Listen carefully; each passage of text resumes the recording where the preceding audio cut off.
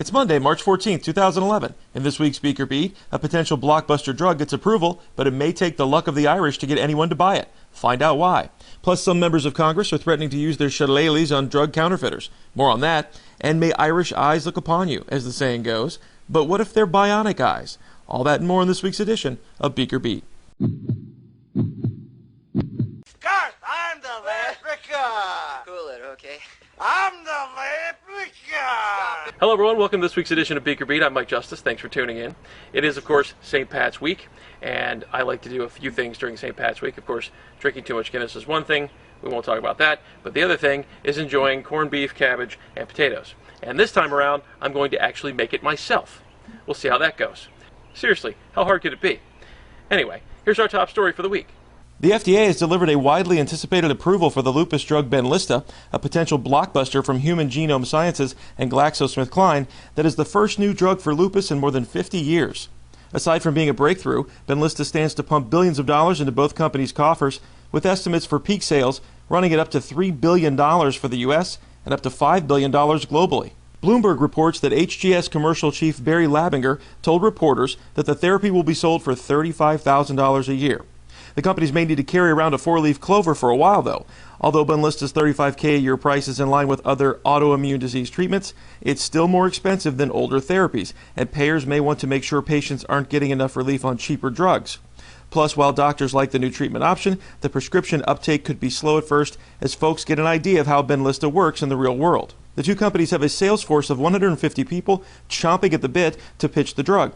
HGS said that about 90% of the reps have experience selling biologic drugs to rheumatologists, the specialists who tend to treat lupus patients. That expertise could help doctors with the reimbursement process.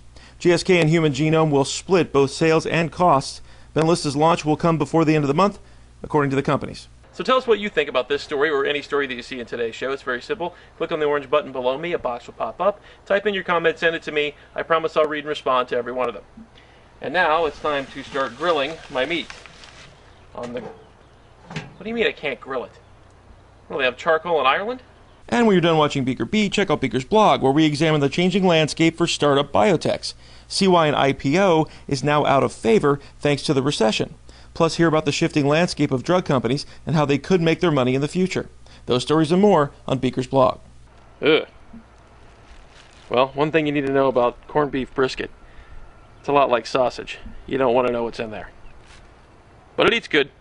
I'm not sure if 5 people makes a gang or a gaggle or what, but 5 U.S. senators have formed an anti-pharma theft group to nip this growing problem in the bud. They have sponsored a bill that would boost the penalties for stealing drugs, according to Pharmalot. They would rely on RICO for help. Rico. Suave. No, RICO is not a man. It's the racketeer-influenced and corrupt organization law, which was originally designed to prosecute organized crime. Drug thefts have been on the rise recently, but it's not just the number that's concerning. How the criminals have stolen it is the bigger scare, taking delivery trucks out from under their drivers and breaking into warehouses. Just this week in Australia, 3 men armed themselves with sledgehammers to make off with the highly marketable pain drugs codeine and pseudoephedrine, the latter of which is used to make crystal meth. But it's not just common street drugs that thieves have targeted. They've also made off with insulin, which, if stored improperly, could be dangerous for diabetics. So the U.S. proposal would explicitly make it illegal to store, transport, or change labels on stolen medical products. That would help law enforcement crack down on drug thieves who pulled off $184 million worth of robberies in 2010. Here's something you don't hear every day. An executive gets a pay cut. GlaxoSmithKline missed its 2010 profit targets, so CEO Andrew Whitty took a $1.2 million cut from his paycheck. But don't cry for him, Argentina. Whitty saw his compensation drop to a paltry $3.74 million, still a handsome sum. The irony here is Whitty may have worked harder this past year than ever before. The ongoing debate over the safety of GSK's diabetes drug Avandia led to the FDA deciding to restrict the drug severely, while EU regulators chose to pull it from the market altogether. It's also working to resolve Avandia-related litigation. Plus, GSK took billions of dollars in charges against earnings for legal reasons, and it agreed to pay $750 million to settle a government probe into manufacturing issues at a now-closed plant in Puerto Rico. Finally, it's in the process of wrapping up a deal to resolve a Justice Department investigation into its marketing practices. Whew. I think he actually earned that paycheck this year. All right, so we're back in the kitchen here because apparently I'm not allowed to grill this thing outside. But hopefully it won't take too long, so let's just see. It says cover brisket with water, bring to boil, cover and simmer 2.5 to 3 hours. Oh, I didn't know that part. It's like a turkey. Time for quick hits now, and the bad news came in triplets this week for Johnson & Johnson. A recall, a warning letter, and a failure. First, the recall. More than 380,000 insulin cartridges made by J&J's Animas unit were recalled after some were leaking. Some 22 people have experienced side effects, but none of those reactions was serious enough to require hospitalization. As for the warning letter, the FDA has informed J&J's Cordis unit that its plant in San German, Puerto Rico, failed to ensure that heart devices manufactured there were properly made. And finally, a hip replacement made by J&J's Depot unit fails in the UK as often as 49% of the time, or 4 times what the company cited in recalling the device last year. That's according to a British orthopedist group. The FDA has asked makers and importers of low or medium risk medical devices that are not considered life-sustaining and permanently implantable to continue filing reports of malfunction incidents. The reason? The agency has not yet implemented the provisions of the FDA Amendments Act of 2007. A May 9th deadline is set for stakeholders' comments on its notice.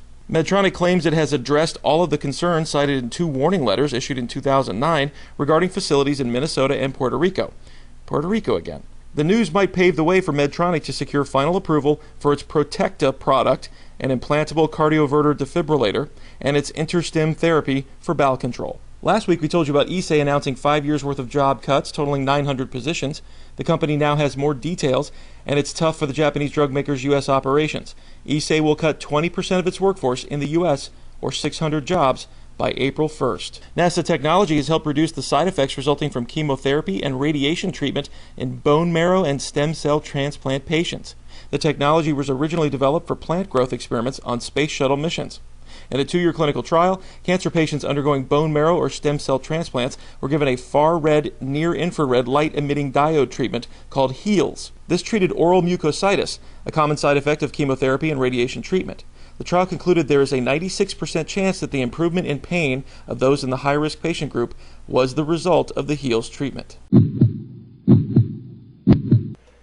Oh boy, I think I might need a bigger knife. All right, Jeremy, well, these potatoes aren't going to peel themselves. Let's get cracking. That means you.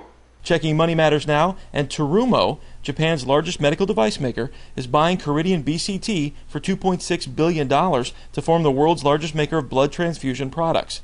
It's the largest buyout ever executed by a Japanese medical equipment maker. Lakewood, Colorado-based Caridian makes blood collection and filtering machinery used by blood banks and hospitals to process donated blood.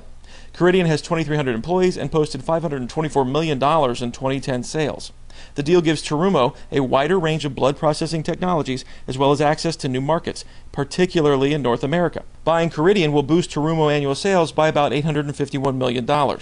Caridian's annual sales have expanded an average of 12% since the year 2000. Accuray has agreed to buy TomoTherapy, a creator of radiation therapy solutions for cancer care, for approximately $277 million. The combined company will have an installed base of more than 550 units in 32 countries and more than 1,100 employees.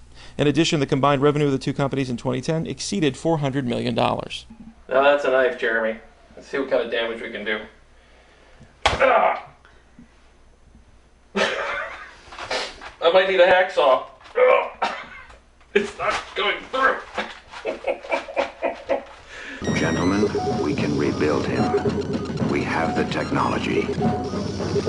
We have the capability to make the world's first bionic man. You know what they say, Jeremy. A watched pot never boils. But if I had the bionic man's eye, this thing would be boiling right now. Stare at it harder. Los Angeles-based Second Sight Medical Products may now sell its Argus 2 retinal prosthesis system in the European Economic Area. And according to The Australian, this news has caused some discomfort for those Australian companies that have been trying to become world leaders in commercializing the bionic eye. The Argus 2 will go on sale soon in Europe, plus Australia is one of a series of countries in Second Sight's radar for marketing and transplanting the eye. That's according to the company. The device, which includes the implant, glasses, camera, and battery, would cost $100,000 and surgery about $10,000 to $15,000. Now, this approval could be seen as a setback for Australian device makers aiming to become leaders in this area. Australian Prime Minister Kevin Rudd has said bionic eye technology, quote, could be the most important medical advancement in our lifetime, end quote. To this end, Australian consortium Bionic Vision Australia, or BVA, and its research partners were granted tens of millions of dollars in government funds for R&D. But BVA only aims to hold its first clinical trials in 2013, so it seems U.S. and German researchers appear to have an edge in developing and marketing this bionic eye technology. Second Sight's most immediate challenger could be Germany's retina implant, which has already implanted 11 patients in its clinical trial and 6 in its main clinical study. The Argus 2 device is not yet available in the U.S., so no Bionic Man impersonations for you. So the old saying goes that when Irish eyes are smiling, they steal your heart away. I tell you what, this Irish food can steal my stomach away anytime. Well, that's it for this week's edition of BeakerBeat. I'm Mike Justice. Thanks for joining us. We'll see you next week. Have a safe and happy St. Pat's. Oh, they're so good, Jeremy. They're so good.